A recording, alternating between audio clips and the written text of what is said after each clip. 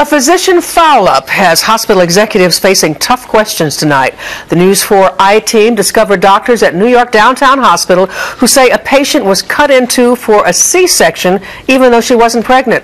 Investigative reporter Chris Glorioso is breaking the story tonight, pulling back the curtain on what appears to be a remarkable medical mistake. Was there an occasion when a C-section was performed on a patient at the hospital who was not pregnant? There was. They are doctors working in Lower Manhattan, and they are under oath, talking about a 2007 cesarean section they say should have never been initiated. Doctor, are you aware of a case during the time you've been attending at York Downtown in which a C-section was performed on a patient who was not pregnant? Yes.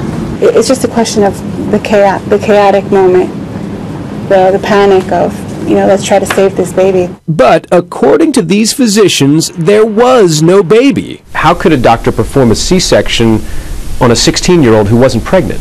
That's the right question. Dr. Suwarna Mahalik is a former resident physician at New York Downtown Hospital. It is her lawsuit for wrongful termination that brought the botched C-section procedure to light. And nobody did pregnancy test.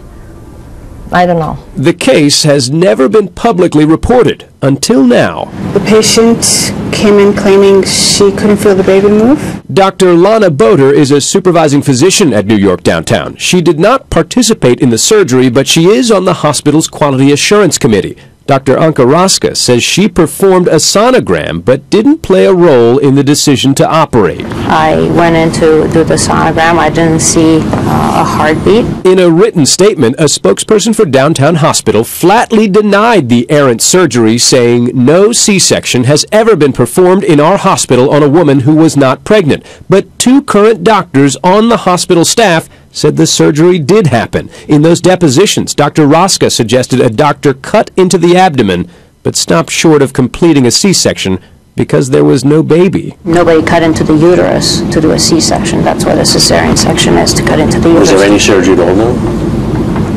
Yes. Both doctors say they learned of the botched operation after the fact. They trusted the patient and proceeded to start C-section.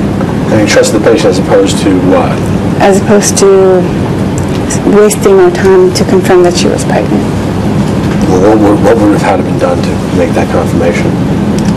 A little extra time would have showed that there was no pregnancy at all. 2 days after complaining to the state health department about that botched C-section and other medical errors, Dr. Mahalik was fired by New York Downtown Hospital.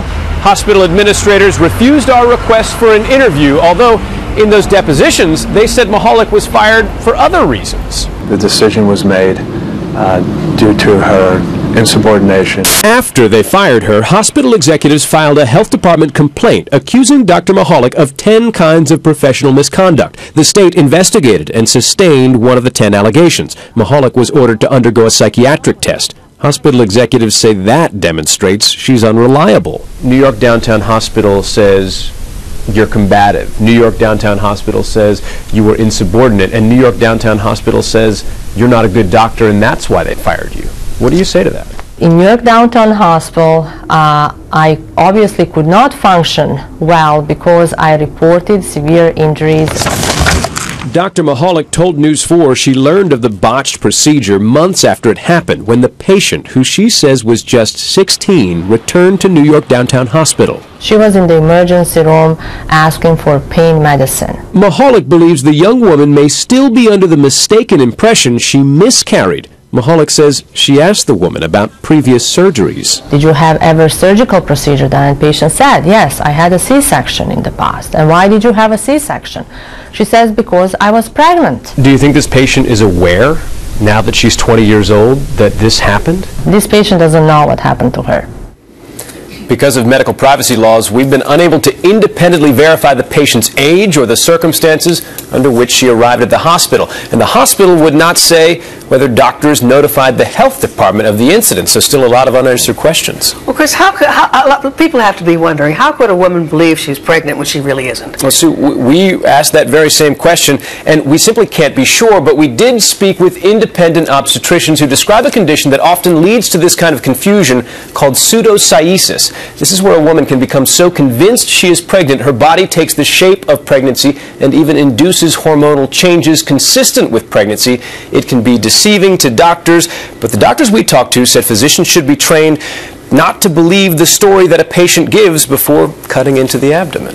All right, Chris, All thank right, you. Chris, thank you. Well, this story started with a tip. Now, if you have something you think the News 4 team, I-Team, should look into, we want to hear about it. Call us at 1-866-NEWS-244.